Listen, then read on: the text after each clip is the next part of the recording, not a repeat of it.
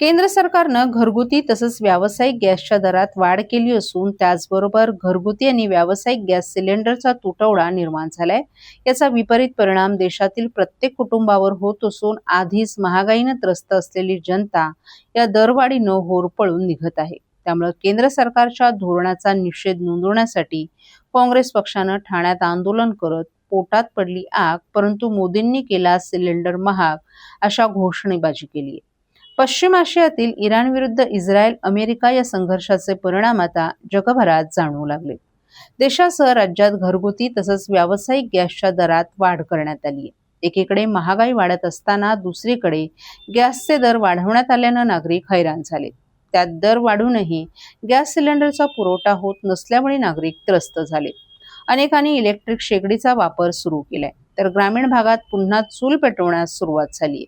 Hotel उपाहारगृहही बंद होण्याच्या मार्गावर असून तेथील कर्मचाऱ्यांवर उपासमारीची वेळ येण्याची भीती व्यक्त होते।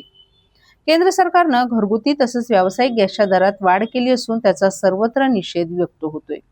याविरुद्ध निषेध व्यक्त करण्यासाठी काँग्रेस पक्षातर्फे राज्यव्यापी आंदोलनात्मक कार्यक्रम घेण्याच्या सूचना महाराष्ट्र प्रदेशाध्यक्ष हर्षवर्धन सपकाळ यांनी पदाधिकाऱ्यांना दिल्या होत्या। त्यानुसार ठाणे काँग्रेसचे जिल्हाध्यक्ष विक्रांत चव्हाण यांनी गुरुवारी ठाणे जिल्हाधिकारी कार्यालयाजवळील डॉ. बाबासाहेब आंबेडकर यांच्या पुतळ्याजवळ आंदोलन केलं। ठाणे शहर काँग्रेसचे पदाधिकारी, प्रदेश सदस्य, सेल अध्यक्ष, ब्लॉक अध्यक्ष, वॉर्ड अध्यक्ष, महिला काँग्रेस तसंच युवक काँग्रेस, NSUI सह सर्व स्तरातील काँग्रेसचे पदाधिकारी या आंदोलनात सहभागी झाले होते। पोटात पडली आग परंतु मोदींनी केला सिलेंडर महाग अशी घोषणा यावेळी कार्यकर्त्यांनी केल्या। केंद्र शासनानं गॅस सिलेंडरच्या दरामध्ये अचानकपणे मोठी दरवाढ केली असून सिलेंडर नोंदणीचा कालावधी देखील वाढवण्यात आलाय। त्याचा विपरीत परिणाम देशातील प्रत्येक कुटुंबावर होत असून आधीच महागाईने त्रस्त असलेली जनता या दरवाढीनं होरपळून निघते।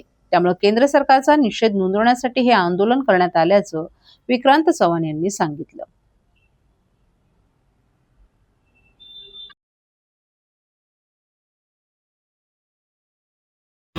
सरकारच्या काळातून 400 रुपयावरून 1200 रुपयावर आलेले आहेत आणि आता परत भाव वाढवत आहेत।